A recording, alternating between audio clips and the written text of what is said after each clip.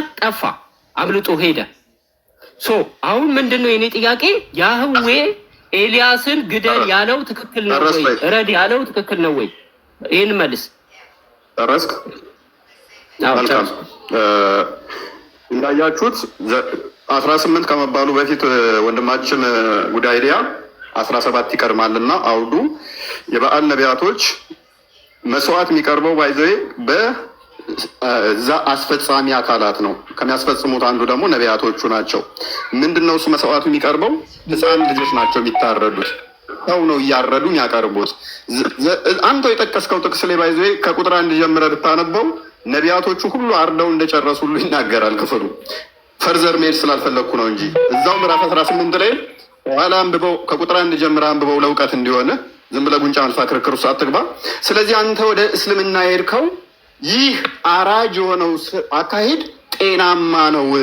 ስለዚህ መሐመድን ብትናገር ሱራ 5:33 ላይ እጅና እግርህን እየቆራረጥን እንገላለን የሚለው አስተምህሮ ስቦይ ነው አልከን፣ መፍትህ ነው። በክርስትናው ግን ኢየሱስ ሲናገር በዮሐንስ ወንጌል ምዕራፍ 16 ቁጥር 1 ላይ፣ ጳውሎስ ሲናገር በሮሜ መልእክቱ ምዕራፍ 8 ቁጥር 36 ላይ ትገደላላችሁ ነው እንጂ ግደሉ አላለንም። እና እኛ አራጅ አይደለንም። ወደ ማረዱ ስለሄድክ እናዝናለን። ልብህን ፈጣሪ እንዲመልስልን እንፈልጋለን። በማረድ ክርስቶስን ከፍ አናደርገውም። የተዋረደ ነው፣ የተሰደበ ነው። እስልምናው ጋር ስንመጣ ግን ነብዩ መሐመድን መናገር አይቻልም። ምክንያቱም እናርድለታለን ነው። ሱነን አናሳይ 40:71 ላይ 40:60 ላይ 40:65 ላይ ከእስልምና ብትወጣ እንኳን ትታረዳታለህ። ስለዚህ ይህንኛው ተሽሎኛል ብላል። መፍትሄ ነው። ቪዲዮን አስለምጭት። ቀጣይ ኦኬ። እኔ ሪስፖንድ ማድረግ አለብኝ የተወሰነ። አሁን ያነሳው ፖይንት ማጠቃለያ ማጠቃለያ ሀሳብ ትተፈዋለህ። ሀሳብን የፈለግከውን ሀሳብ በመናገር እመልስልሃለሁ።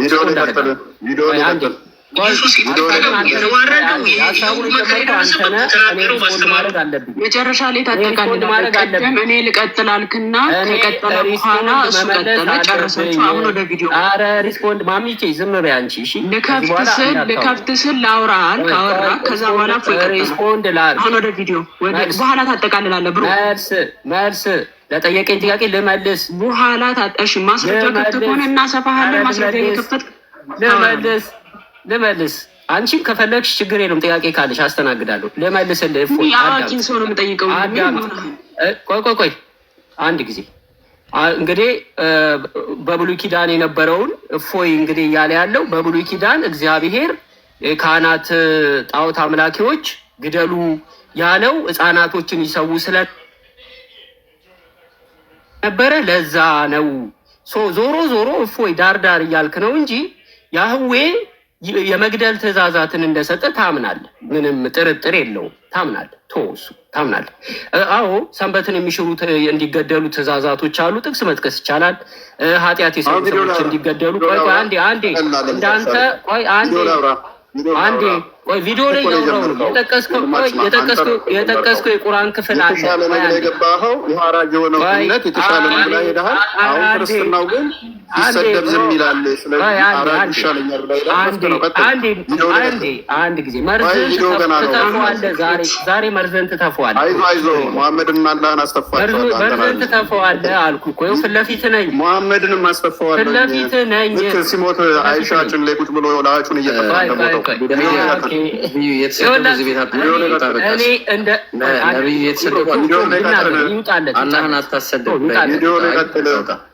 ቪዲዮ ይቀጥላለሁ። አንድ ጊዜ ሪስፖንድ ላድርግ። ግድያ በብሉይ ኪዳን አለ። ኦኬ፣ በብሉይ ኪዳን አለ። ይሄ ግልጽ ነው። በአዲስ ኪዳን እንግዲህ አምላክ የሚገደል ሆኖ የሚገደል አካል ይዞ እንግዲህ ፐርሰኑ መጥቶ የሚገደልን አካል ሆኖ ተገድሏል።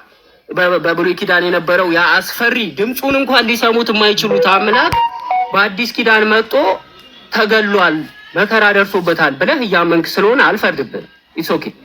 አሁን ይኸውልህ አዳምጠኝ። የግድያ ነገሮች መጽሐፍ ቅዱስም ላይ አለ፣ ቁርአንም ላይ አለ። እግዚአብሔር ወይም ደግሞ መለኮታዊ አምላክ ወይም ያህዌ ኦኬ፣ አንተ እግዚአብሔር ብለህ የምትጠራው ያህዌ ሊባል ይችላል፣ አላህ ልንለው እንችላለን። እኔ አላህን የምንረዳበት የራሴ አመለካከት አለኝ። ኦኬ። ምክንያቱም የብሉይ ኪዳኑ አምላክ አይቀያየርም፣ አይለዋወጥም። መጀመሪያ ገዳይ ነበረ በብሉይ ኪዳን፣ በአዲስ ኪዳን ደግሞ ተገዳይ ሆኖ መጣ ብለህ አንተ ችግር የለውም። ለእኔ ግን አምላክ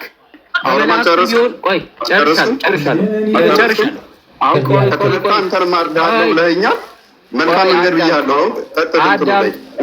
የተገደሉበት ምክንያት ህፃናትን እያረዱ እንደሆነ አሳይቻለሁ። አሁን ቪዲዮ ላይ ቀጥል። እንቀጥላለን።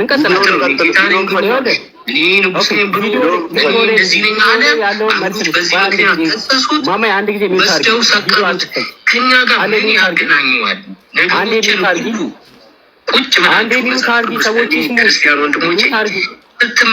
አውርተሃል። ቅድም አውርተህ እፎይ ቀጥሎ ከዛ በኋላ ነው እያዳመጥክ ቪዲዮ ሀሳቤን ልናገርና ቪዲዮ ትከፍቻለሽ።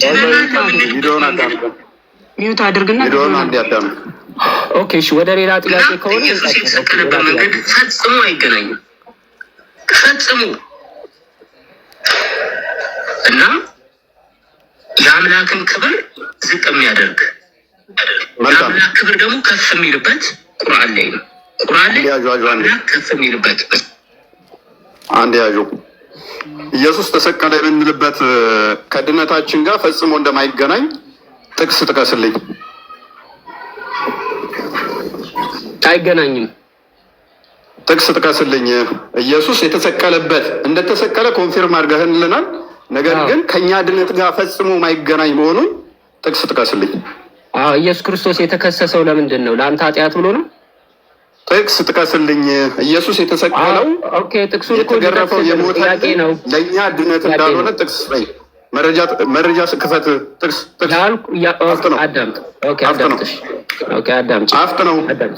አዳምጥ አልኩ እኮ። የዮሐንስ ወንጌል ምዕራፍ 18 ወደ መጨረሻው አካባቢ ክፈች። ችግር የለውም፣ ማንበብ እንችላለን። ክፈች።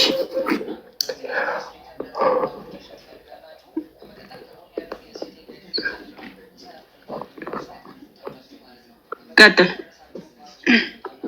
አንብበው። ቀጥል እያነበብክ ከኛ ድነት ጋር የኢየሱስ ገናኝ 33 ክፈችው። እያቀበሉ ነው የምትመስለው። 18 ነበር ያልከኝ፣ 19 18ን ከፈትኩልህ። ቁጥር 33 ነው ያልከኝ። ቆይ አይደለም፣ አንቺ ልጅ ኧረ እባክሽ ንግግርሽን አስተካኪ። ቅድም ምንድን ነው ያልከኝ? አንድ ጊዜ ምዕራፍ 19 ቁጥር 18ን ክፈች አይደል ያለኝ? ጋይስ ኧረ በእናትሽ የሚያቀብሉ ጥቅስ ምናምን አትበኝ። እሺ እረፊ። 33ን ክፈች። 33 19 ነበር ያለኝ። አሁን ተሻገሪ ብሎ ነበረ። እሺ 33 ጲላጦስም መልሶ አንተ ይህን የምትለው ኦኬ። ቁጥር 33 ነው ቁጥር 34 18:33 ይኸው እጅሽ ጋር ያለው። ጲላጦስም እንደገና ወደ ገዢው ግቢ ገባና ኢየሱስን ጠርቶ የአይሁድ ንጉሥ አንተ ነህን አለው። ኢየሱስ መልሶ አንተ ይሁን የምትለው ራስህ ነህ፣ አንተ ይሁን የምትለው ራስህ ነህ ወይስ ሌሎች ስለ እኔ ነገሩ አለው። ምንድነው? ኦኬ 35 ላይ ደግሞ ቀጥይ፣ እዛው ወረድ በይና ጲላጦስ ምን አለ? ጲላጦስ መልሶ እኔ አይሁዳዊ ነኝን? ወገኖቼ የካህናት አለቆች ለእኔ አሳልፈው ሰጡ፣ ምን አድርገሃል አለው። እሺ ኦኬ። ምንድነው? ጲላጦስ አይሁዳዊ አይደለም፣ አሕዛብ ነው። ግልጽ ነው። አሳልፎ የሰጡት ማን ናቸው? አይሁዶች ናቸው። ስለዚህ የገዛ ወገኖቹ እንደሰጡት ጲላጦስ ነገረው ለኢየሱስ። የሰጡበት ሪዝን ደግሞ ምንድን ነው? ጌታ ነኝ ወር ንጉስ ነኝ በማለቱ ምክንያት ነው። ንጉስ ነኝ በማለቱ ምክንያት ለማን አሳልፈው ሰጡት? ለጲላጦስ። ጲላጦስም የጠየቀው ጥያቄ ምንድን ነው? ንጉስ ነህ ወይ ነው ክሱ። ይሄ ነው። እኔ በምን ተከሰሰ ነው ብዬ ጠየቅኩ፣ ወይንስ የኢየሱስ መሰቀልና መሞት ከኛ ድነት ጋር ምንም አይገናኝም የሚል መረጃ ነው የጠየቁ። አይገናኝም። ተከሰሰ ብዬ ነው የጠየቁ። እየነገርኩ ነው እኮ አትሰማም እንዴ? እየነገርኩ ነው። ኢየሱስ የተከሰሰበት ክስ አንደኛ፣ እኔ ክስ አልጠየቅኩም። በምን ተከሰሰ ብዬ አልጠየቅኩም። ለምን ተከሰሰ ብዬ ሳይሆን የጠየኩህ የኢየሱስ ሞትና ትንሣኤ ከእኛ ድነት ጋር ምንም አያገናኝም ብለሃል። አይገናኝም። ያንን ጥቅስ ስጠኝ ነው እያልኩ ያለሁት እንደማይገናኝ እየነገርኩ ነው። ቁጥር 14 የምትልበት ከአንተ ድነት ጋር አይገናኝም። አንዴ ዝም በይ። ኢየሱስ ክርስቶስ ተከሶ የሞተበት ክስ አንተ ከምታምነው ድህነት ጋር አይገናኝም። ይህንን ተናግሬያለሁ። ለዚህ ማስረጃ አምጣ አልከኝ፣ ይኸው ሰጠው። ሌላ ጥያቄ አለ? መልካም። አሁን ቁጥር 14 አንብበው። ስለ ድህነት የኢየሱስ መዳን ለእኛ ምንም እንደማይጠቅም ስለነገረን ቁጥር 14 አንብበው። የምን ቁጥር 14 ምን ይላል? አንብበልኝ። አንተ የጠቀስከው እኔ ቁጥር 14 አልጠቀስኩም። ቁጥር 14 ሳትጠቅስ ነው ትንሽ ዝቅ ብለህ ያነበብከው። ቁጥር 14 እኔ አልጠቀስኩም። አንተ የጠቀስከው አልክ፣ እኔ አልጠቀስኩም። አንተ የጠቀስከው ምዕራፍ ላይ ማለት ነው። አንተ መጥቀስ ትችላለህ፣ እኔ አልጠቀስኩም። አንብበው እስኪ፣ አንብበው፣ አትፍራ፣ አንብበው። መጀመሪያ 14 እኔ ጠቅሻለሁ። አንብበው፣ እሺ አንብበው። አንተ የጠቀስከው ምዕራፍ ስለሆነ ቁጥር የተሰጠው በኋላ ነው። ወንድማችን ኧረ ዝም በይ። ከእፎይ ጋራ ነው እያወራን ያለ ነው። ከእሱ ጋር እንጨርስ። ዝም በይ። ቀጥል፣ አንብበው። አንተ የጠቀስከው መጽሐፍ ነው። አንተ የጠቀስከው ምዕራፍ ነው። አንብበው። አትፍራ፣ ድፈር። ወደዚህ አድርጊው። ምንድነው ፖይንት? አንብበው። የኢየሱስ ሞትና ትንሣኤ ስቅለቱ ከክርስቲያናዊ ድነት ጋር ምንም አይገናኝ ነው ብለሃል። ኦኬ፣ አይገናኝም። ከዛ ይህን ምዕራፍ ጠቀስክልን። ቀጥል። ኦኬ፣ 18 14 አምጪለት እስቲ ላንብብለት። አረጋግጥልሃለሁ ወንድማችን እያየህ ቀያፋ። ኦኬ፣ ስላልታየኝ ነው ይቅርታ። ኦኬ፣ ቀያፋም አንድ ሰው ስለ ሕዝቡ ይሞት ዘንድ ይሻላል ብሎ ለአይሁድ የመከራቸው ነበረ ይላል። ምንድነው ይሄ የመከራቸው? አንዴ እኔ ላብራራ፣ አንተ ማብራራት ትችላለህ። ጠየከኝ አይደል? አብራራው። 14 አብራራ። ኦኬ፣ ላብራራልህ። የመከሩት ምክር ይሄ ምንድን ነው? እንግዲህ ኢየሱስ ማነው አልዓዛርን አስነስቶት ነበረ ከሞት ማለት ነው። በዛ ጊዜ አይሁዶች ኢየሱስን ይፈልጉት ነበረ እና ተማከሩ። አይ ቲንክ ዮሐንስ ወንጌል ምዕራፍ 12 መጨረሻው አካባቢ አለ። ሰዎቹ ከሚረበሹ ለምን አንዱን ኢየሱስን ይዘን አሳልፈን ለምን አንሰጥም የሚል ምክር መከሩ። ይሄ የመከሩትን ምክር ነው እዚህ ጋር አምጥቶ ሜንሽን ያደረገው። አሁን ቀጥል። ስለዚህ አንደኛ አልዓዛርን ከሙታን ማስነሳት የሚችል ጌታ መሆኑን ስለመሰከርክ ጌታ መሆኑንም ታምናለህ። ከሙታን ተነስ ብሎ ማስነሳት የሚችል መሆኑን ማስመስከር። ኢየሱስ ከሙታን ሰዎችን ያስነሳ ነበረ። እሱም ደግሞ ድንቅ ሆነ ጸጋ ስላለው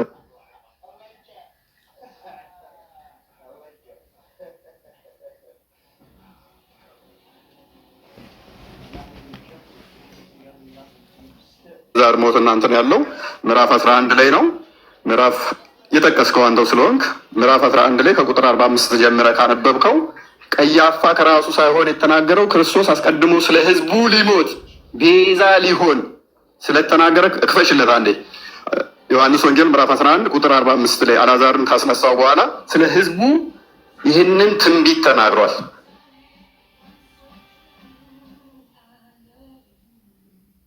ትንቢት ነው ወዳጅ።